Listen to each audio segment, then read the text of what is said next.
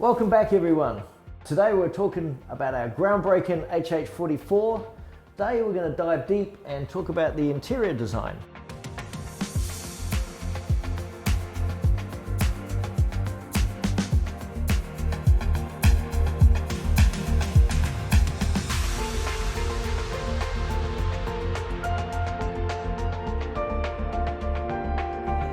Interior designs of course they're important. It's where our clients live, and as well as inviting and comfortable, they've got to be open and functional. It's a lot of actual things that we have to take into consideration. But I would like to think that after starting from the 66, 7 years ago, and all the models that we've done in between, we've really cracked it with this one. We're quite fortunate in that all our boats have been semi-customized. So despite us being an in-house design office, an in-house design office at Lagoon or a production yard, I'm not sure what they do because every boat's the same.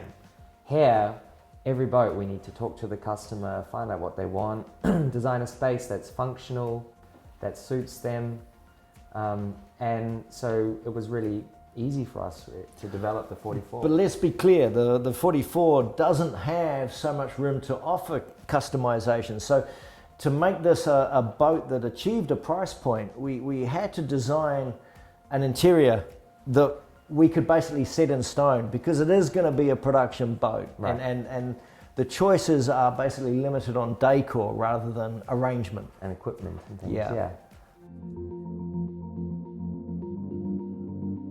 So we'll dig into the arrangement itself. On the left-hand side, as you enter the galley, as you enter the salon is the galley, and it's U-shaped. We've found this works really well on the 50. We've rotated it on the 44, but it's fantastic on a fast-moving boat that it can move a bit, and so you have bracing all around you, and it's a very functional space for cooking. I'd like to just go back on that, James, because I really don't think that you can actually emphasize how important, when you're actually making passage, and even on a comfortable boat like this, if you've got a meter, 2 meters of swell out there, the boat's moving around and you have to eat, and having a U-shaped galley is a tremendous thing. I mean, we all love the open spaces, but actually on a boat, open spaces can be dangerous, and Exactly, and that was a fine balance. A line that we had to walk really when designing the interior. How much space do we offer? I mean, lots of space looks great at a boat show, but not so good when you're in the middle of the ocean. No, when you're trying to walk from one side to the other. Exactly. So yeah, a U-shaped galley is just the most functional galley. Yep. On the opposite side of the salon, you have the L-shaped settee. Enough space, 2 meters by 2 meters, so you can lie down either length of it. The table even lowers into a pilot berth, day bed. And one of my favorite areas in the salon is the nav station. You'll notice it's larger than on the HH50 in terms of surface area, but we always seem to fill it up, doesn't matter how big we make it. It's a technology boat. There's a lot going on. There's a lot going on. And what has played a part in the design of this is, I'm sure a lot of us experienced in 2020, we had to work from home. And right. I know myself, it's like, man, I wish I could be working on a yacht somewhere at anchor with a beautiful view. A lot of our clients are buying boats for this very reason right now. We paid a bit more attention to the nav station to make it functional, not just as a navigation desk, but as an office desk, as a general purpose workplace. So you got room for your laptop or and big screens that you can... Drawers, storage, there's plenty of console space for you if you want to fit different electronics, your own monitor, HDMI imports, whatever it is, that space is customizable on the nav station. Also in the salon, should mention that the 2 forward windows swing open, and that will create a huge amount of ventilation. The window to the port side of the Just these windows, we're talking, what, 1.2 meters or so? Yeah. For Americans, what we're talking, what? 3-4 feet. 3 or 4 feet, yeah, something Yeah. like that, 3 or 4 feet. They're big, and they swing forwards, so when there's light rain, you don't have to close them. Then also, just behind the mast, there's port lights that actually open inwards, more of what you would expect on an ocean vessel. And we normally do that on all our models. Right. Just immediately behind the mast is a recess in the cabin top and a couple of smaller inwards opening port lights, we call them, because they open inwards. And then to connect your galley with the aft cockpit, we have 2 swing open windows also. So you can imagine the ventilation when the galley windows are swung open and your forward windows are swung open. But that's not to say that there isn't good air conditioning on this boat. Right. One of the fantastic benefits of the hybrid, the Eco Drive, is to power it you need quite a large lithium battery bank because it consumes so much power to push the boat. In comparison to the power it takes to push the boat, air conditioners don't use very much. So in a hypothetical scenario, if you weren't using anything else but an air conditioner, you could run it for a week. Non-stop, right? Non-stop. So living on the boat, every day you're getting solar, you're sailing, you're recharging. Basically, you can run air conditioning all the time if you want and not have to worry about draining your batteries.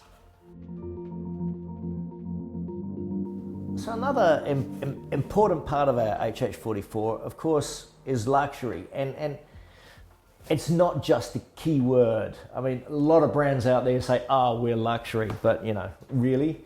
What do we do? What to make our boat luxury? We've got an amazing amount of air conditioning, and you can run it in silent mode, off the batteries, for a week, because we've got such a big battery bank. But also, let's face it, we spend 30% of our lives sleeping. And so we use proper sprung mattresses, and these are marine mattresses. They're all plastic springs inside, with memory foam on the top. So you've got a lovely mattress to sleep on. You sleep well, very important.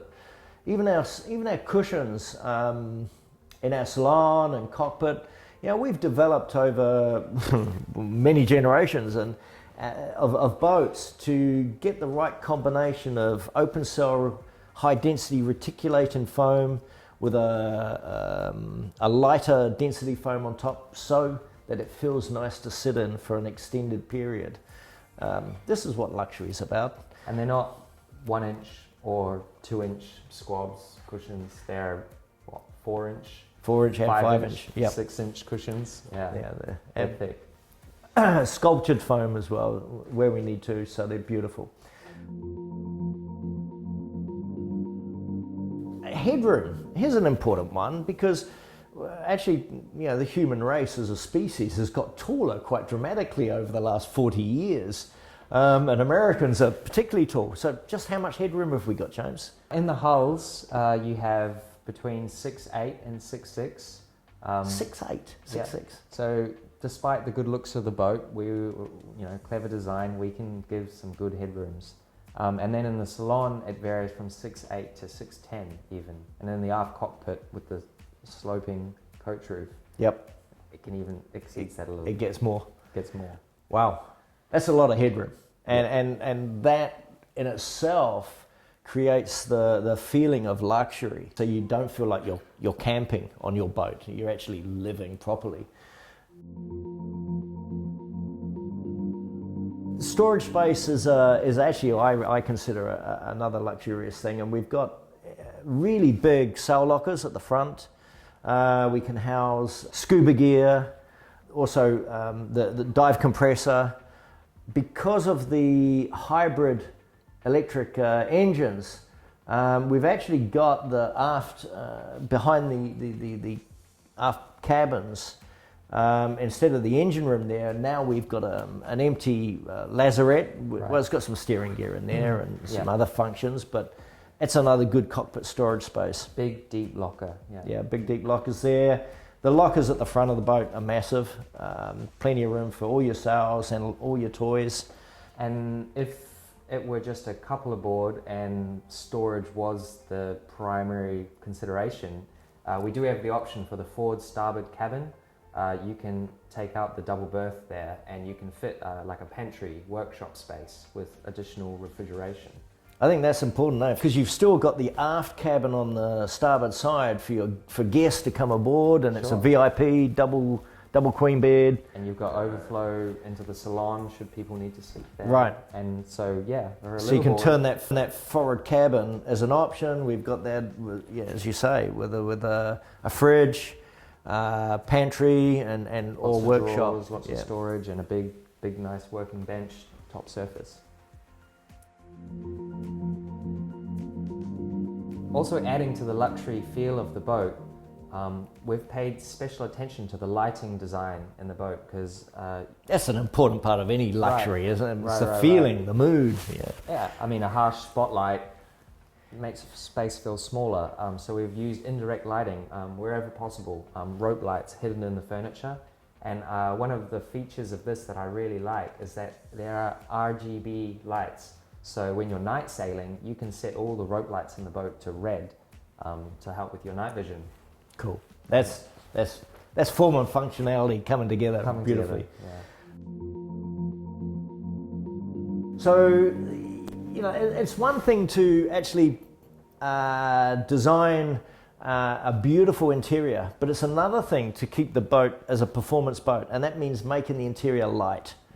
And you know, we have a proprietary system of making our furniture panels. They're all foam core and weigh less than or just over 3 kilos a square meter, I think it is. Yeah. It's a fantastic weight, so we can, and all our panels are CNC cut for accuracy, repeatability, streamlining the production process again. But we do create beautiful interiors, and there's many videos out there to show that. Well, I think we kind of touched on everything beautiful about the inside of our boats. Please, if you haven't already, hit that button and subscribe. Give us a thumbs up for a like, and we'll see you in the next video. To request more information about our groundbreaking HH44, click here. To watch the next video in the series, click here. Thanks for watching. Please subscribe for more updates.